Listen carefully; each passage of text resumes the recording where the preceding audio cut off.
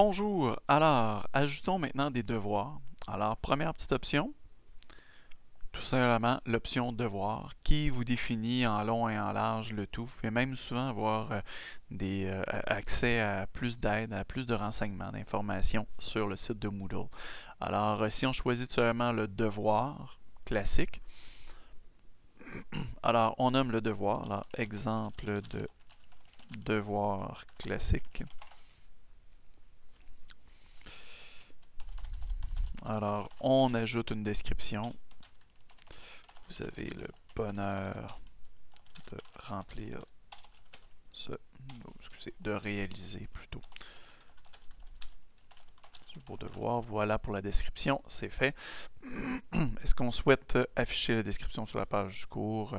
Ça, c'est toujours à votre aise. La disponibilité, vous gérez la disponibilité de votre devoir. Le type de remise également. Est-ce que vous souhaitez la remise de fichiers ou un texte en ligne? Alors là, c'est vous qui choisissez. Vous pouvez toujours demander un des deux ou les deux. Vous avez toujours également les détails pour chacun des deux. Vous avez également un nombre maximum de fichiers à remettre. Si vous voulez que ce soit seulement un seul unique fichier pour le devoir, voilà. La taille maximale des fichiers remis. Encore là, je vous demande une certaine sagesse, si je peux me permettre. Alors, essayez d'être raisonnable sur la taille maximale acceptée.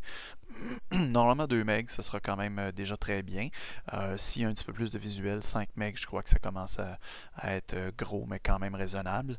Rarement, on aura vraiment besoin d'un fichier de 10 MB, mais bon, en tout cas, seulement au besoin, s'il vous plaît.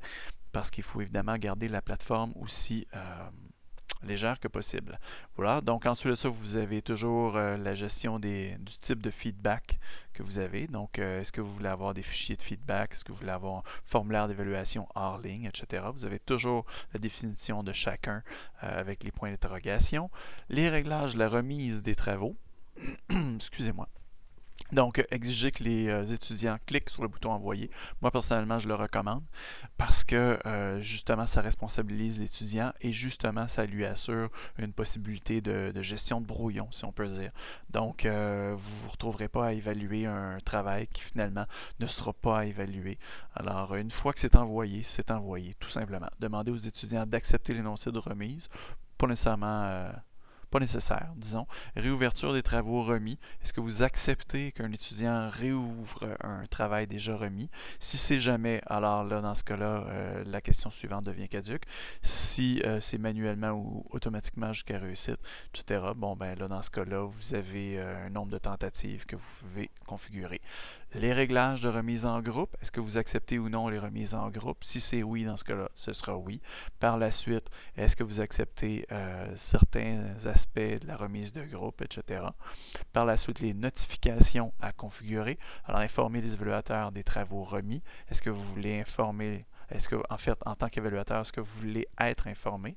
Voilà. Sinon, informer, les évaluateurs des travaux en retard. Est-ce que vous voulez également en être informé?